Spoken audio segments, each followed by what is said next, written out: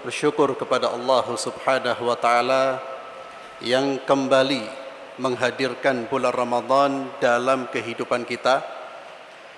Ini artinya kita kembali diberi kesempatan oleh Allah Subhanahu wa taala, kita masih diberi kesempatan oleh Allah Subhanahu wa taala untuk memperkaya diri dengan kebaikan, mensucikan diri dari dosa dan mengangkat derajat kita di sisi Allah Subhanahu wa taala. Ini kesempatan emas, kesempatan yang begitu mahal, kesempatan yang luar biasa yang Allah berikan kepada kita pada tahun ini. Oleh karena itu, kesempatan ini mari kita manfaatkan dengan sebaik-baiknya, dengan seoptimal mungkin untuk bisa meraih keutamaan dan keistimewaan yang ada di dalam bulan Ramadan. Ma'asyiral muslimin rahimani wa rahimakumullah, kita sudah hafal dan sering mendengar tentang keistimewaan dan keutamaan bulan Ramadan. Bulan Ramadan, bulan barakah, penuh dengan barakah, penuh dengan ampunan, yang mana setiap malam Allah membebaskan hamba-hambanya dari neraka, Allah membuka pintu-pintu syurga. Dan di akhir dari bulan Ramadan ini Allah Subhanahu wa taala akan memberikan ampunan kepada hamba-hambanya. Tentunya semua kebaikan yang ada di dalam bulan Ramadan ini hanya akan diterima oleh orang-orang yang betul-betul bersungguh-sungguh mengoptimalkan diri mereka untuk meraih kebaikan-kebaikan tersebut. Oleh karena itu, ma'asyiral muslimin, di sini saya ingin menyampaikan 3 bekal yang perlu atau yang harus selalu ada dalam diri kita, bekal yang selalu kita bawa dalam menjalani kehidupan di bulan Ramadan ini. Setidaknya ada 3 bekal. Bekal yang pertama adalah al-ikhlas. Bekal ikhlas. Ikhlas adalah niat. Niat untuk meraih pahala dari Allah, meraih ganjaran dari Allah. Ikhlas adalah keinginan seorang hamba untuk mendapatkan ridha Allah Subhanahu wa taala. Bekal ikhlas ini, ma'asyiral muslimin, harus selalu menyertai kita, dan kita harus memastikan hati kita selalu mencari ridha Allah, hanya mencari ridha Allah dalam semua aktivitas kebaikan kita. Inilah yang diingatkan oleh Nabi kita Muhammad sallallahu alaihi wasallam. Dalam konteks Ramadan, Nabi mengingatkan selalu ketika berbicara tentang amal saleh, selalu diingatkan tentang masalah niat. Dalam ibadah puasa, Nabi sallallahu alaihi wasallam bersabda, "Man shama Ramadhana imanan wa ihtisaban, ghufira lahu ma taqaddama min dhanbihi." Siapa yang berpuasa di bulan Ramadan imanan, atas dorongan iman, wa ihtisaban, dan mengharapkan pahala dari Allah. Tidak ada yang mendorong dia untuk berpuasa kecuali keimanan dia kepada Allah. Tidak ada yang mendorong dia untuk berpuasa kecuali semata-mata mengharapkan ridha Allah. Dia tidak melihat makhluk Allah Subhanahu wa taala, imanan wa ihtisaban. Maka puasa yang disertai dengan ikhlas inilah, yang disertai dengan keimanan inilah yang bisa menggugurkan dosa-dosa. Kata Nabi, "Ghufira lahu ma taqaddama min dhanbihi." Begitu pula dalam ibadah salat tarawih yang baru saja kita kerjakan, Nabi SAW mengingatkan juga tentang masalah niat. Beliau SAW bersabda, "Man qama Ramadhana imanan wa ihtisaban, ghufira lahu ma taqaddama min dhanbihi." Barang siapa yang menjalankan salat tarawih atas dorongan iman dan mengharapkan pahala dari Allah, Allah akan memberikan ampunan, Allah akan mengampuni dosa-dosanya. Maka keikhlasan ini, ma'asyiral muslimin, yang harus menyertai kita.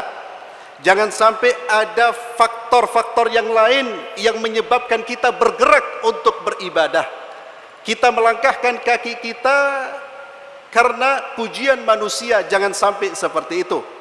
Atau jangan sampai kita menuju masjid karena sungkan dengan keluarga, sungkan dengan teman. Tak enak saya diajak setiap hari oleh sahib. Kalau tak berangkat gak enak. Itu artinya dia beribadah bukan karena Allah, tapi beribadah karena tidak enak dengan orang lain. Maka pastikan seluruh rangkaian ibadah kita, kebaikan-kebaikan yang kita kerjakan di bulan Ramadan maupun di luar bulan Ramadan, kita pastikan bahwa semata-mata kita bergerak karena Allah.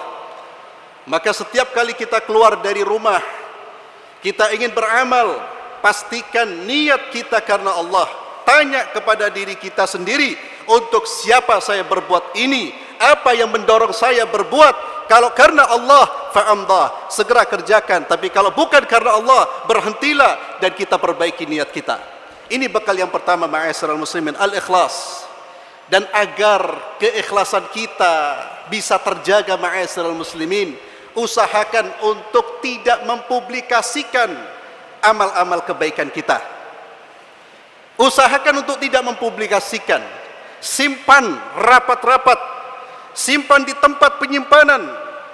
Usahakan agar ibadah kita yang tahu hanya kita dengan Allah. Tentu ibadah-ibadah yang mengharuskan kita keluar seperti salat berjamaah, ya semua orang tahu. Minimal orang-orang yang salat bersama kita yang tahu. Jadi tidak perlu pamer. Saya himbau juga tidak perlu selfie setelah tarawih atau mau tarawih, selfie ketika membaca Al-Quran. Khawatir tidak kuat iman kita, akhirnya kita jatuh dalam perbuatan riya dan sum'ah. Kalau kita membaca sejarah ulama-ulama salaf dalam persoalan ikhlas, subhanallah, luar biasa.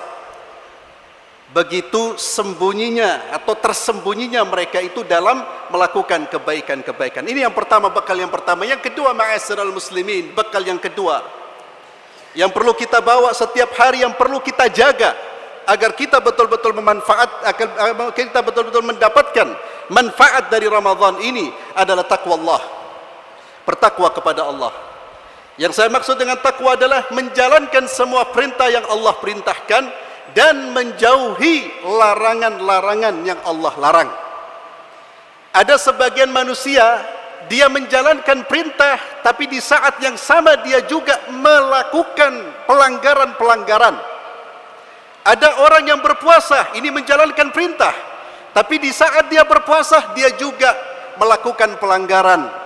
Lisannya tetap mencaci maki orang, lisannya menghina fulan, lisannya menggonjeng fulan, telinganya mendengarkan hal-hal yang diharamkan oleh Allah, matanya melihat hal-hal yang diharamkan oleh Allah. Artinya dia menjalankan perintah sekaligus menjalankan larangan. Ini bisa merusak ibadah puasa kita. Maka bekal takwa, jalankan semua perintah dan jauhi larangan Allah. Apalagi ma'asyiral muslimin, makna dari siam, makna bahasa dari puasa itu artinya al-imsak, menahan diri. Dan puasa adalah sarana kita melatih diri untuk menahan diri dari segala syahwat yang dibenci oleh Allah subhanahu wa ta'ala, keinginan yang dibenci oleh Allah. Jangankan yang diharamkan di dalam bulan Ramadan, kita dipelatih untuk menahan diri dari menikmati hal-hal yang sebetulnya mubah buat kita. Makan itu mubah, minum itu mubah, berhubungan suami istri itu mubah, bahkan sunnah. Tapi ternyata Allah larang, kita dilatih. Kalau hal-hal yang mubah saja kita mampu menahan diri kita, maka berugi kalau kita ternyata tidak mampu menahan diri dari apa yang diharamkan oleh Allah. Maka ma'asyiral muslimin, puasakan mata kita dari melihat yang diharamkan oleh Allah. Puasakan lisan kita. Ini lisan ini anggota tubuh yang paling berhak dipenjara dan dikunci, itu lisan kita. Ini anggota tubuh yang masya Allah ringan, karena dia terus bergerak. Berapa jam pun dia bergerak, dia tidak akan merasakan capek. Dan inilah yang kata Nabi, yang menyebabkan banyak manusia kemudian menjadi sia-sia ibadah puasanya, bahkan seluruh rangkaian ibadahnya karena ketidakmampuan menjaga lisan. Nabi kita Muhammad sallallahu alaihi wasallam mengingatkan, "Man lam yada' qaula zur wal 'amala bihi wal jahla falaysa lillahi haja fi ay yada'a ta'amahu wa syarabahu." Barang siapa yang tidak bisa meninggalkan perkataan dusta, perkataan yang tidak benar, perkataan yang tidak benar, perkataan yang diharamkan, mencaci maki, menghina, merendahkan, ghibah, namimah, dan dia tidak bisa menahan dirinya, tidak bisa meninggalkan perbuatan-perbuatan yang diharamkan oleh Allah, maka kata Nabi, Allah tidak butuh puasanya dia hakikatnya belum berpuasa. Maka takwa kepada Allah ini momentum kita untuk melatih diri menahan syahwat. Dan himbauan saya ma'asyiral muslimin, matikan televisi kita. Matikan televisi kita, karena televisi itu minimal dia mencuri waktu-waktu produktif kita, minimal itu. Tapi maksimal dia bisa mendatangkan kemudaratan. Iklan-iklan di televisi, ada aurat yang terbuka. Eman, ini Ramadan hanya 1 kali dalam setahun. Sungguh merugi kalau kita rusak dengan hal-hal seperti itu. Apalagi tayangan-tayangan kita, Masya Allah, tayangan-tayangan yang lebih banyak mudaratnya daripada maslahatnya. Begitu juga medsos kita, media sosial kita. Kalau bisa dijadwal, kita buka medsos itu. Jangan ngajinya dijadwal, ngajinya terus, Quran yang terus dibuka, zikir yang terus kita bicara, terus yang kita ucapkan. Medsosnya dijadwal, kalau bisa jam sekian baru saya buka, dan hanya 5 menit, komitmen. Kalau tidak, ma'asyiral muslimin, dia akan mencuri waktu kita. Tidak hanya mencuri, tapi mendatangkan mudarat, mendatangkan racun dalam kehidupan kita. Hati-hati ma'asyiral muslimin. Ini bekal yang kedua, bekal takwa kepada Allah. Yang ketiga dan yang terakhir adalah al-istiqamah, konsistensi dalam keikhlasan dan konsistensi dalam beramal kebaikan dan meninggalkan yang dilarang oleh Allah Subhanahu wa taala. Istiqamah. Kita pasti akan tergoda dan digoda. Ada saat-saat kita jenuh, ada saat-saat kita mulai melemah. Maka ingatlah tentang fadilah, ingatlah pahala, bergaulah dengan orang-orang saleh. Terutama biasanya fenomena yang ada di masyarakat kita, 15 hari terakhir orang sudah mulai menurun kualitas ibadahnya, kualitas dan kuantitas ibadahnya. Ini jangan sampai terjadi pada kita. Justru 10 hari terakhir itu adalah hari-hari krusial, hari-hari yang paling istimewa. Maka kita istiqamah. Kalau kita sudah mulai menurun, segera perbanyak zikir, bacalah sejarah orang-orang saleh, dekatlah dengan orang-orang saleh. Jangan dekat orang yang suka menghabiskan waktu dengan sia-sia, maka kita pun akan larut bersama dengan mereka.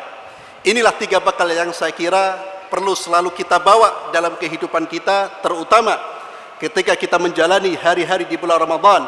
Yang pertama adalah keikhlasan, yang kedua adalah taqwa Allah, jalankan perintah-perintah Allah, jauhi larang-larang Allah. Yang ketiga adalah istiqamah, konsistensi di jalan, konsistensi dalam ikhlas dan dalam beramal serta menjauhi larangan-larangan Allah Subhanahu wa taala. Kalau kita membawa 3 bekal ini dan komitmen, insyaallah kita keluar dari bulan Ramadan, keluar mendapatkan ampunan dari Allah.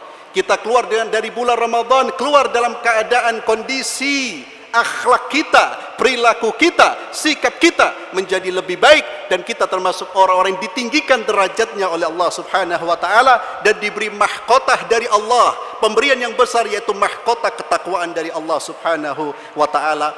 Dan sebelum saya tutup, saya sebagai mewakili takmir Masjid Yayasan Perguruan Al-Irsyad Surabaya tentunya mengucapkan marhaban bikum, selamat menunaikan ibadah Ramadan, dan juga kami berharap para jamaah juga ikut bisa berkontribusi dalam menjalankan program-program yang dijalankan oleh takmir Masjid Yayasan Perguruan Al-Irsyad Surabaya. Setiap hari insyaallah kita akan mengerjakan salat tarawih dengan insyaallah imam-imam yang berkualitas. Kemudian kita juga ada program memberikan takjil. Setiap hari kita membuka menyediakan makanan takjil bagi orang-orang yang berbuka. Silakan siapa yang ingin berkontribusi, kita membuka peluang tersebut. Nabi SAW bersabda, "Man fattara sa'iman falahu mithlu ajri siyamihi." Barang siapa yang memberi makanan berbuka, maka dia mendapatkan pahala seperti pahala orang yang berpuasa. Ini salah satu momentum kesempatan bagi kita ma'asyiral muslimin, dan tentunya insyaallah di 10 hari terakhir kita akan mengadakan qiyamul lail, dan mudah-mudahan semua program-program ini berjalan dengan baik, dan mudah-mudahan kita semua bisa melaksanakan ibadah di bulan Ramadan dengan optimal, dengan baik dan dengan ikhlas karena Allah Subhanahu wa taala. Barakallahu fikum wal afu minkum. Wassalamu alaikum warahmatullahi wabarakatuh.